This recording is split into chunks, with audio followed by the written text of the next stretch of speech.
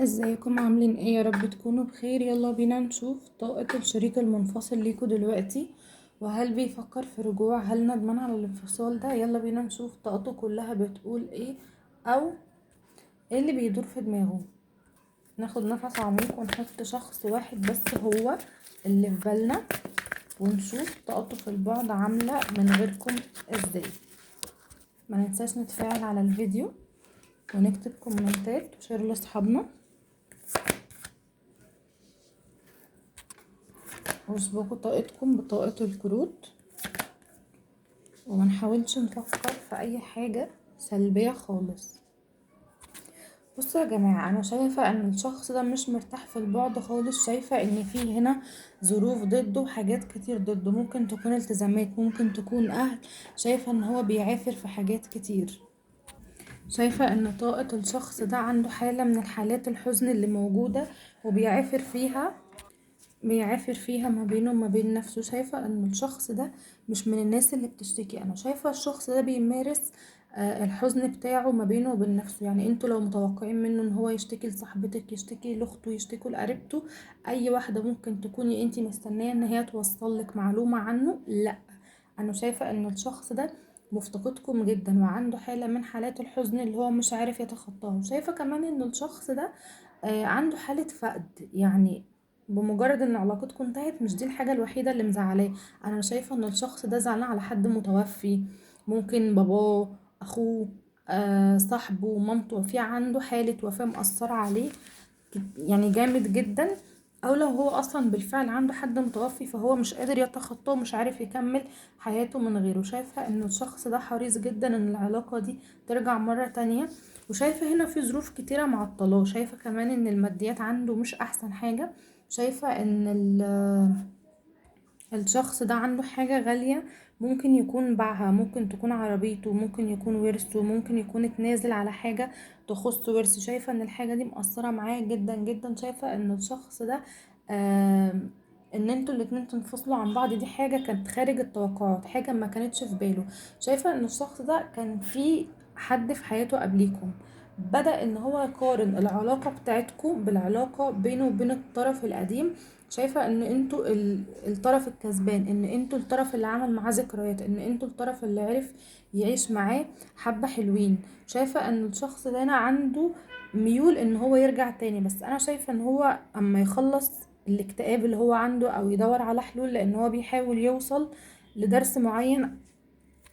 شايفة ان الشخص ده بيحاول ان هو يتعلم من الدرس ده، لان العلاقة دي حصل فيها دروبات كتيرة قبل ما تنتهي. يعني هي ما انتهتش كده من باب للطق. شايفة ان هو ممكن ما يكونش رامي البلا كله على نفسه بصراحة.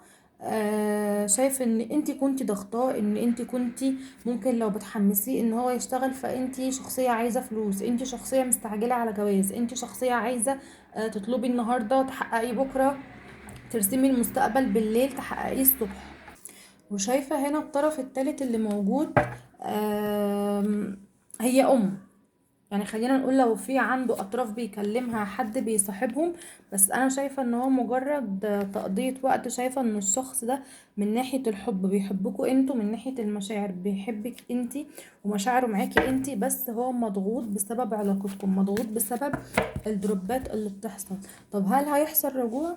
يعني هل هيحصل رجوع ما بينك انتي والشريك ده، ولا العلاقة كده انتهت؟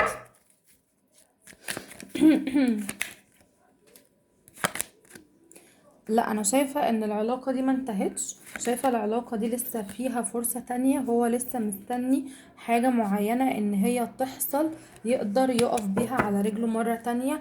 هو بيفكر على فكرة ان العلاقة دي تنتهي، وكان بياخد قرار مهم للعلاقة دي، بس لا، مش عايز ينهيها. شايفة ان الشخص ده اختار ان هو يكمل معاكم في العلاقة دي. ممكن لو انتوا متزوجين عشان الاولاد، لو انتوا مجرد مرتبطين، شايفة ان بينكم ذكريات محدش فيكم يقدر يتخطاها. ممكن انتي عملتي معاه حركات جدعة، ممكن العشرة اللي بينكم مش قليلة ومش رخيصة ومش هتهون عليه ابدا. شايفة ان الموضوع ما بينكم مش مجرد حب ومشاعر، انا شايفه داخل فيه صداقه، شايفه فيه ترابط دم. ممكن يكون الشريك ده ابن عمك، ابن خالتك، حتى لو انتوا الاتنين العيلتين متقاربين جدا لبعض. شايفه لو انت مخلفه من الشريك ده، انا هنا بتكلم على الناس المتزوجه، مش عايز يسيب عشان خاطر العيال. شايفه ان الشخص ده مش عايز يهد العلاقه، مش عايز ينهي اللي بينك وما بينه. شايفه هنا طاقه المشاعر هترجع ما بينك وما بينه انتوا الاتنين. ممكن تكوني انت مريتي بفترة صعبة او بفترة وحشة كانت غصب عنك، انتوا الاتنين تخططوها سوا. فانا شايفة ان انتوا الاتنين على وشك ان انتوا يبقوا فيه بداية جديدة ما بينكوا انتوا الاتنين مرة تانية. شايفة ان الموضوع في القريب في العاجل، مش شايفة ان الموضوع هيطول خالص. شايفة ان انت هتقدري تحققي حاجة ليها علاقة بالعاطفة، هدف ممكن يكون زواجك من الشخص ده هيكون قريب. شايفة ان في اخبار حلوة هتسمعيها منه الفترة الجاية تخص العلاقة، وممكن تخص نوع من انواع الترسيم. شايفة ان الشخص ده فعلا بيفكر معاكي في ترسيم. هل الشخص ده نواياه جادة تجاه الترسيم العلاقة؟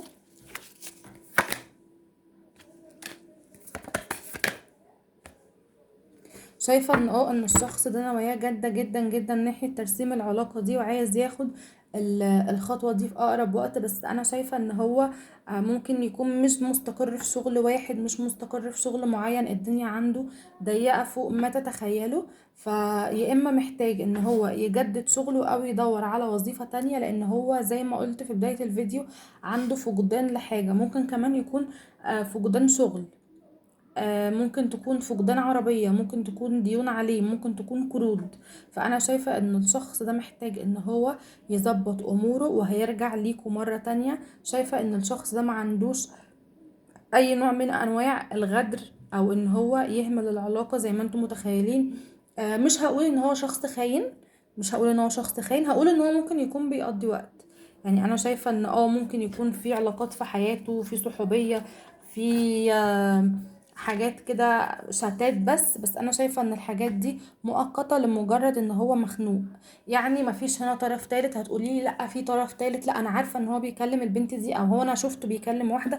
هو بيكلم، خلينا متفقين هو بيكلم، بس مفيش ذرة مشاعر بينه وبين اي واحدة تماما. انا شايفة ان كلها تقضية وقته، وكلها على السوشيال ميديا. ما تقلقوش، العلاقة دي ما انتهتش، العلاقة دي راجعة مرة تانية. ما تستنيش تسمعي اخباره من حد، ما تستنيش حد يجي يقولك كلمتين حلوين او كلمتين وحشين. نحاول على قد ما نقدر نخلي خصوصية لحياتنا، علشان انتي اللي حياتك هتخرب، مش اللي هينقلك الكلام. نحاول نهدى ونحاول نركز وناخد القرار اللي هيكون في صالحنا.